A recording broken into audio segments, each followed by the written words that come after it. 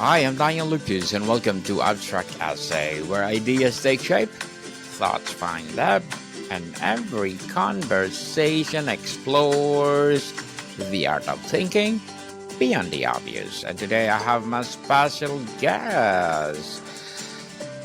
His wisdom, tips, and strategies for communication with your child, no other than Mr. David Marquez.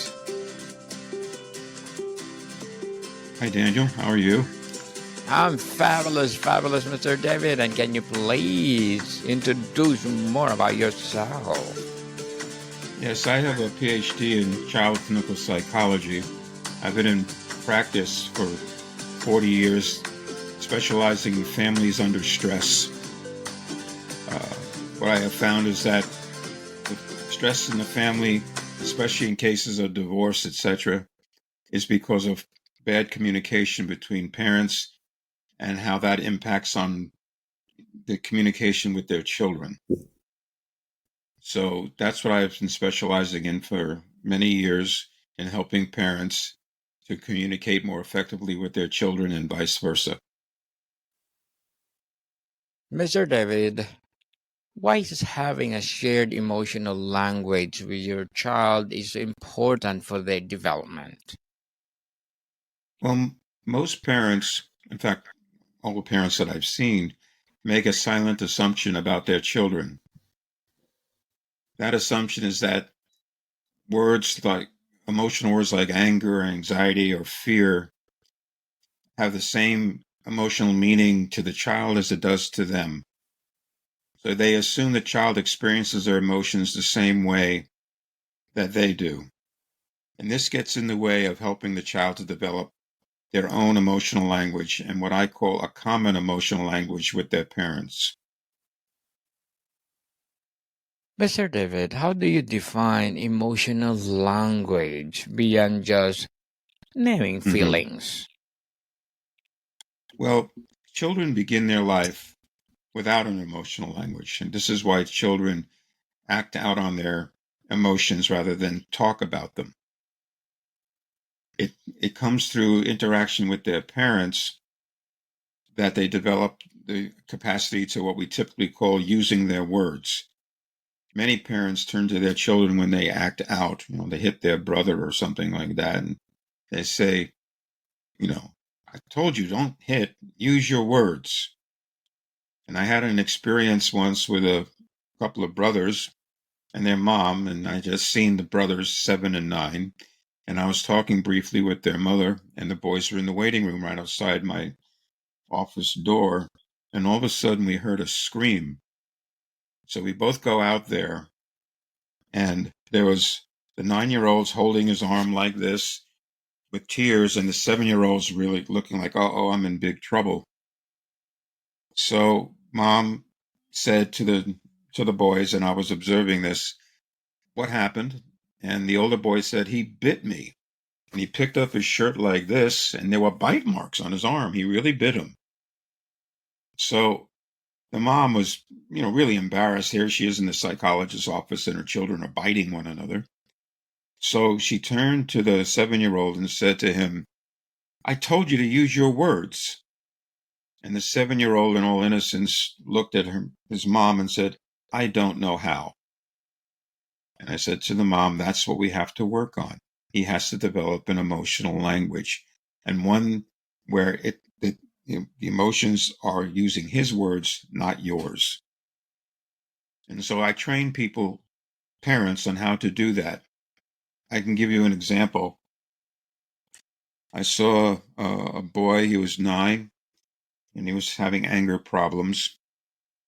So we started talking about things that made him angry, and we came up with a couple of phrases. I gave him a scale of 1 to 10, 1 being it doesn't make me very angry, and 10 being I'm furious. And I said, well, give me an example of something in your family that would make you feel a 1. Hardly angry. He says, well, my mom makes me eat my peas. Okay. Tell me an experience that with your family that is a 10. And he said, "Oh, and my mom yells at me and makes me do things I don't want to do. So how mad does that make you?" And he said, "That makes me volcano mad. Volcano mad." So from then on, when we spoke about things that made him angry, I would ask him, is that like eat your peas mad or volcano mad? Because those are the words that have meaning to him. Those are the words that he could describe best. With younger children, I'll use hand motions. This angry, this angry, this angry, this angry, this angry. And it amazes me how children can actually touch their hands behind their back and they'll say things like, "It made me universe mad, Dr. Marcus." You know, "It would make me mad the whole world, Dr. Marcus." And I start using those phrases with the children because that's the language we would have in common as far as describing their emotions. And through that, they can start to express themselves with words. And we develop more and more words to describe it. Um, and it continues from there. And then I share uh, that language with the parents so they can use it as well. At the same time, I talk to them about how to make it safe for the child to use the language that they're developing.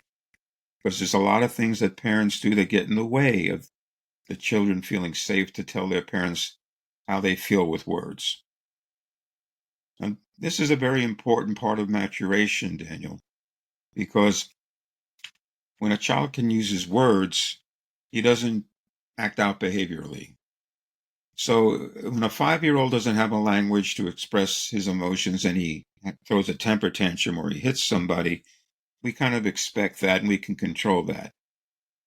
But if you never develop the capacity to do that and you turn 17 or 18, well, obviously, a 17 or 18-year-old acting out on their emotions by hitting somebody is no longer a tantrum. It could be jail time. I mean, they have to figure out how to use their words. So this is a developmental process that I try to help parents to do after I start doing it with their children. What's the most common barriers parents face when trying to connect emotionally with their kids? Well, there's a number of things that parents do, in all innocence, really, that gets in the way. You want to make it safe for the child to express their feelings with words, as I just said. But what parents often do is they try to make their child feel better. Now, as a psychologist who deals with children, it sounds very odd coming from me that I wish I could get away from the phrase make feel better because it doesn't work. What parents typically do is a child will begin to explain something that's bothering them, and the parent will cut in and say, "Oh, I went through that too, and this is what I did, and this is what you can do, and you'll feel all better." Well, it cuts off the child's ability to actually express what his emotions are because the parent's already jumping in and telling him what he should do. Now, if as an adult, Daniel, if you turn to somebody with something that was difficult for you and you began to explain it, and they cut in on you and said, "Oh, I know what you're talking about, just do this and you'll feel all better." If they were a good friend, my guess is you turn to them and say, "Just hear me out." If it wasn't a good friend, you might say, "Thank you," and go find a good friend to be able to try it again. With children, you wouldn't expect a 5-year-old or a 7-year-old to turn to their parents and say, "Mom, will you just be quiet and let me explain myself?" They're not going to do that. You're big and they're little, and they're not going to do that. And so they'll listen and be quiet because you cut off the communication. And the parent feels, okay, I made my child feel all better because they're not talking anymore. Until 3 days later, something similar happens and the child is just as upset as they were 3 days before. And the parent says, "I don't get it. We talked about this." No, you didn't. You thought you talked about it. All you did was talk at your child and probably misinterpreted what he was feeling because you weren't using the correct language to help him to express himself. So, this is a very important part of of parenting to develop this type of a language with your child and to make it safe. Like I just said, one of the things that gets in the way is trying to make the child feel better. There's other ways of getting in the way of the child communicating with you, like redirecting the child, trying to get them not to think about what was bothering them, or trying to make light of it, or giving them a platitude saying, oh, life is tough. Well, that doesn't really help the child either. So these are all ways that parents try to um, help their child, but actually they're getting in the way of their child developing an emotional language by not making it safe for them to express themselves. Mr. David, let's talk about the building emotional vocabulary. How can parents teach emotions to young children in a way that sticks? Well, I'm beginning to describe that to you. The first thing is it depends on the age of the child too. Okay. Very young children, you don't expect them to have an emotional language. So there's a couple of things that you may do with a child 3 or 4 years old. And that is, you can begin with like pictures of emotions. And there's common pictures of emotions, faces with emotions. You point to that picture and say, what is that face feeling? And it's a happy face, a sad face, a frightened face, an angry face, perhaps, frustrated face. And the child will use their own words to describe what it is, and I'll write that underneath the picture. And we'll start using those words to describe it. All right. With older children that already have some of a vocabulary, you go through what I just talked about, where you get volcano mad, or you get eat your peas mad, or mad to the whole universe. I actually came up with a game that parents can play with their children that will actually help this process, and I'll share it with your audience. I initially called it Mad Ball, and it's based on this. Young children, especially young boys, but even young girls, want to show their parents how strong they are.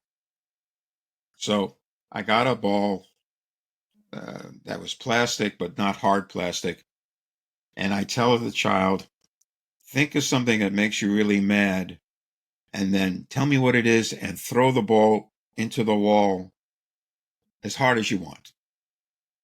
And the little boys really got into this. And so when my dad goes away and doesn't take me with him, that makes me really mad. Throws the ball to the wall. Wham! Makes a noise. And I'll say, how mad does it make you? 1 to 10. Or how mad does it make you with hand motions? Can we find another word for that? And again, we're developing a common emotional language with the child by using their own words. All right. Sometimes what I'll do with Mad Ball is I always talk to parents. I never see children without seeing their parents. And the parents will tell me some of the things that make the child angry. So I will take turns with the child. The child will say something, makes them angry, and then I'll take the ball and I'll say something that I know makes a child angry as if it happens to me. I used to hate when my parents would not take me with them, rather, when they went someplace. And I'll throw the ball into the wall. And the boy his eyes would go this way. Me too, Dr. Marcus, me too. And he'll take the ball from me and throw the ball into the wall as hard as he can. Okay. So you continue this, and you can make it sad ball. You can make it scared ball, but since children begin by expressing themselves physically, this is a way of connecting their physical actions with words and developing that language. What's something that's funny, Daniel, is the first time I did this, because my waiting room, the wall I was using in my office had the common wall with my waiting room. So the parents are out there and they hear against the wall, thump, thump, thump, thump, and they think I'm beating up their child. So they came knocking at the door and said, Dr. Marcus, is everything okay? And I had to laugh, and I explained to them what we were doing. And after that, I always had to explain to parents in my waiting room, this is what I'm going to do. Don't worry, everything's okay. But so it was kind of funny. But that's another a game that parents can play with their child to develop an emotional language, and making it safe there's a whole process in making it safe.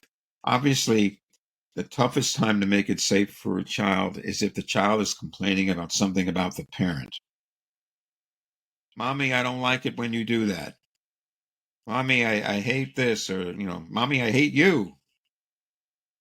Well, the natural response to that would be to defend yourself and get very logical with the child and say, well, there's no reason why you should hate me, and give a nice logical explanation for why the child should not feel the way they do. That never works, because you're not dealing with logic, you're dealing with emotions. Many parents try to explain logically to their children. They basically try to explain away their children's emotions by saying, you shouldn't feel that way because of this, this, and this. Well, the child's feeling the way they're feeling, not just because of what happened today, but how they perceive that parent in different situations over time. So simply saying, today you shouldn't be mad because this is what happened, this was what happened, so you have no right to be mad. The parent is missing the boat, because the reaction of the child is not just based on what's happening today. It's not logical. An example: one child threw a temper tantrum at a store. My parent told me about it, and when she explored it using the methods that she was learning from me, she found out that he was mad at his brother, he was harassing in the store, because his brother had had 3 desserts 2 days before, and he only had one because he was sent away from the table for being bad. So he was mad at his brother because his brother had more desserts than he did. It had nothing to do with the store. It had to do with his perception of mom being unfair because his brother got more food than he did. So these things can be very subtle, but you have to be able to access that. And if the parent jumps in too quickly and gives explanations, the child has no opportunity to develop the language and feel safe and explain themselves. So this is the important part of, learning how the parent can help the child to express themselves and make it safe for them to express themselves. Mr. Marcos, how do you adapt emotional language for different ages? Okay. Well, that's a good question, Daniel, because many parents make a silent assumption. Well, actually, not so silent. They have a bright child who has a good vocabulary, so they assume that they have a good emotional language because they're bright children who have a good vocabulary. That's a bad assumption to make. The development of an emotional language is a totally separate skill that comes through interaction with the parents or other significant adults in the child's life. And if you don't do that, the child may be very bright and just begin to, what I call, cerebralize their emotions. They try to explain everything logically because that's what their parents want to hear, but it doesn't really help the child. The child is just putting on an act of being the bright child because that's what they get praised for. So you see, some of these things can get kind of subtle, you know. So, one of the things that happen if that kind of thing persists, and it's very common with high achieving families, the child begins to realize that they have to achieve a lot, to meet their parents' expectations so their parents will like them. So they become overachievers, and they become depressed because all they're doing is trying to achieve to please their parents. They're not really being able to express themselves. They're simply trying to please their parents. So that's another subtlety. So, so parents need to learn how to what's called empty out their child. You want me to explain that process to you, Daniel? Please do, Mr. David. Okay. Okay. What do I mean? Excuse me. This is how I explain it to parents. We all have an emotional space within us. And typically we point to our heart, our chest when we think about our feelings. But in actuality, it's connections and associations in our mind. And this emotional space can get filled up with intense emotion. Obvious ones like fear, anxiety, and anger. But in little children, it can even be intense glee from getting a favorite toy. It's the intensity of the emotion that fills us up. And we know when we're filled up. We have phrases that describe it.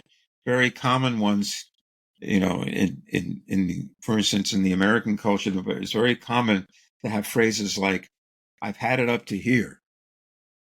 Or the stroke stroke that broke the camel's back, the straw that broke the camel's back. So we know when we're filled up. And what I explain to parents is that what happens when we're filled up? Well, we've all had this experience. It feels intense, like we're out of control of our emotions. It can be scary. So what do? We focus inwardly on how we're feeling and try to deal with it in some way. We may talk to somebody and get it off our chest. We may write in a journal how we're feeling. We may go for a run to get rid of the energy. We may watch television to distract ourselves. But the point is this: when we're so filled up with our intense emotions, when we are focused inwardly, so by definition, we're not focused outwardly on what people are saying to us. I don't know if you've ever heard the phrase, a blinding rage. Blinding rage. Well, that's a good explanation, because when somebody is so filled up with anger, they're virtually blind to the things that are going on around them. A person can give the most logical, calm explanation for why that person shouldn't be so angry, for instance, and that person will not hear it. They'll hear maybe the 5% of what's said that somehow supports their rage, or a tone of voice that somehow supports their rage, and they just get angrier. So the person sitting there is just saying, after a while, they realize they're not getting through. They just say, I give up. I can't talk to you. And that can happen between couples and married couples, and builds walls between them, and it can lead to some very bad things. And it also doesn't help them to help their children to express themselves, because they're so filled up themselves. So obviously, from what I'm saying is, even for somebody to even who's filled up with intense emotion to even hear you, they have to be emptied out. How do you do that? Well, of course, being a good listener helps, and not answering and asking open-ended questions, but it's really your demeanor. You have to have a soothing presence, so the person realizes that no matter what they say, you're okay. So they can sort of borrow your okayness and keep talking. In other words, the person doesn't get defensive. They don't try to change the subject. They don't try to they just mirror back what they're hearing. Now, here's an important part of this, because when you empty out somebody, you're actually needing to empty them out on 3 different levels. Okay. The most superficial level is the here and now. Something's happening right now that's making somebody upset. All right. And I usually use a simple example to explain what I mean by the 3 levels. You didn't take out the garbage. Now, we have lots of words to describe to the person why they should have taken out the garbage. It's your job. It's getting messy and smelly. Please take out the garbage. Okay, that's the here and now level. The next deeper level that needs to be emptied out is what I call the history level. And this is how it works. This is the 6th time I've asked you to take out the garbage, and you haven't done it. Now, obviously, the person's going to be more upset having to ask the 6th time for the person to take out the garbage than they would on the first time they asked them. But if you didn't know the history, and you turn to that person and go, what's the big deal? So they didn't take out the garbage. Why are you making such a big deal out of it? So the logic begins to break down at that point. The deepest level is the tapped into level. Tapped into level. The fact that you didn't take out the garbage after I asked you to do it 6 times means you don't listen to me. I hate when you don't listen to me.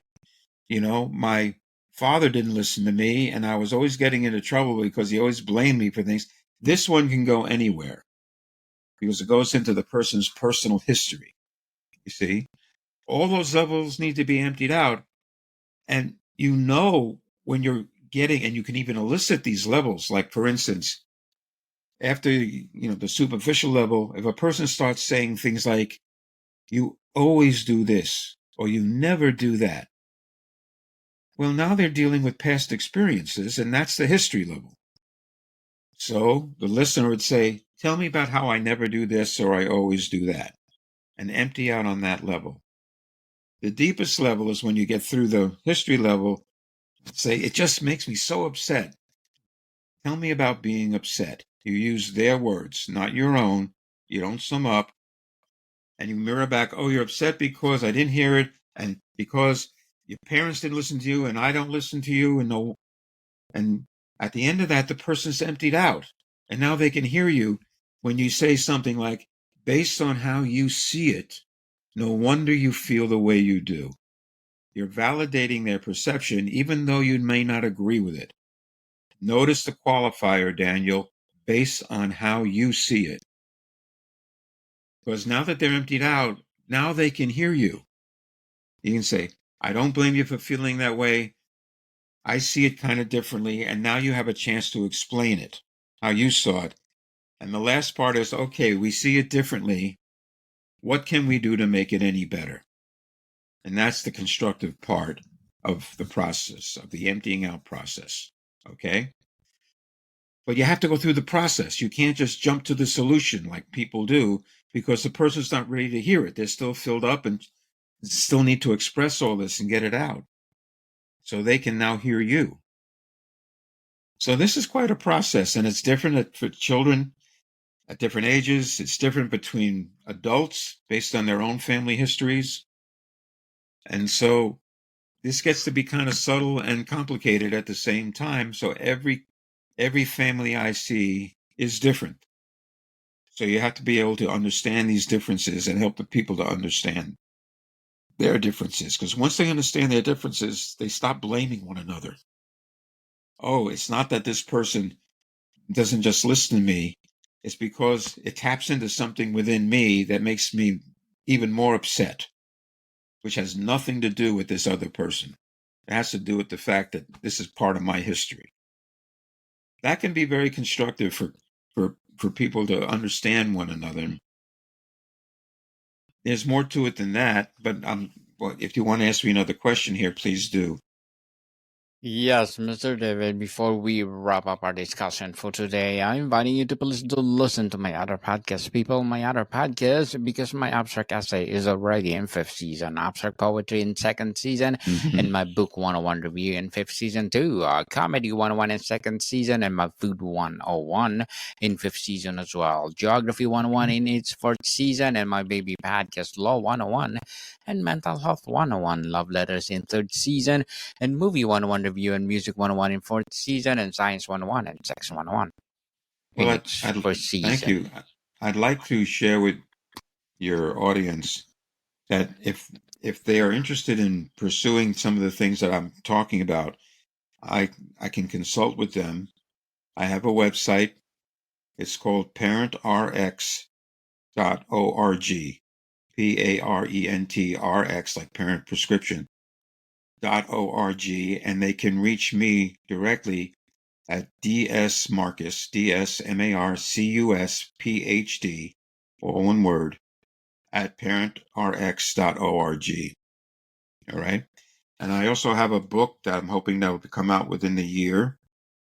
And the title of that book is also, Parent RX. I want to give you the entire title.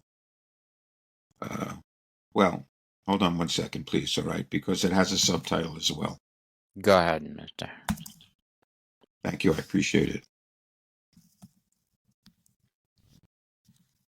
Okay, the title of the book will be Parent RX, Prescriptive Wisdom, Tips and Strategies for Communication with Your Child.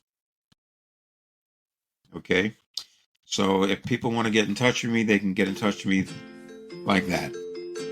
Yes, people, let's support Mr. David Marcus, because if you support him, for sure, more and more empowering books like this to come. So, Mr. David, thank you so much for your time. Thank you for having me. I appreciate it. More to come, people. See you soon. Well,